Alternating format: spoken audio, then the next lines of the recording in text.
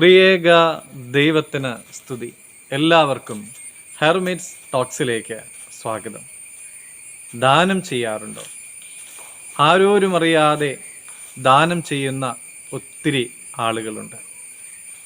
വലിയ പബ്ലിസിറ്റിയോടെ നിവൃത്തിയില്ലാത്തവരെ സഹായിക്കുന്നതിൻ്റെ വീഡിയോകളും ചിത്രങ്ങളും നമ്മൾ കാണാറുമുണ്ട്.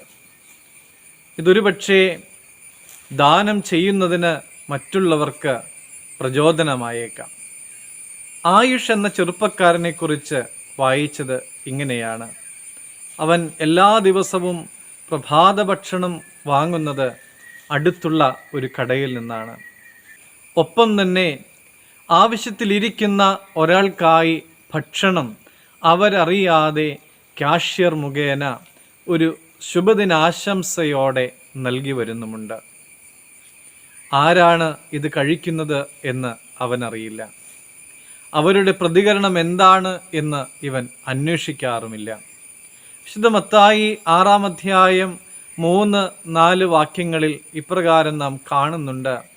നീയോ ഭിക്ഷ കൊടുക്കുമ്പോൾ നിന്റെ ഭിക്ഷ രഹസ്യത്തിലിരിക്കേണ്ടതിന് നിന്റെ വലങ്കൈ ചെയ്യുന്നത് എന്തെന്ന് ഇടങ്കൈ അറിയരുത്. രഹസ്യത്തിൽ കാണുന്ന നിന്റെ പിതാവ് നിനക്ക് പ്രതിഫലം നൽകും.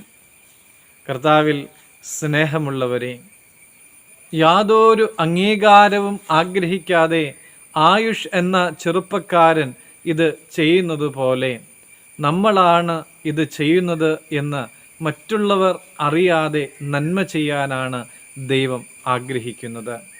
മറ്റുള്ളവരുടെ ബഹുമാനം തേടാതെ നമ്മളാൽ കഴിയുന്നത് പോലെ ദൈവനാമത്തിൽ നമ്മുടെ സഹായം നമുക്ക് ചെയ്യുവാനായിട്ട് സാധിച്ചാൽ, പ്രിയമുള്ളവരെ, സ്വർഗത്തിൽ അധികം സന്തോഷമുണ്ടാകും.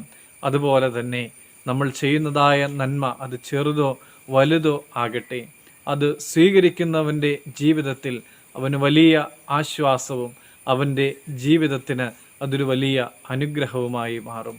ഇത് കാണുന്ന, രഹസ്യത്തിൽ കാണുന്ന നമ്മുടെ പിതാവ് നമുക്ക് നന്മ പ്രതിപകരമായി നൽകുകയും ചെയ്യും.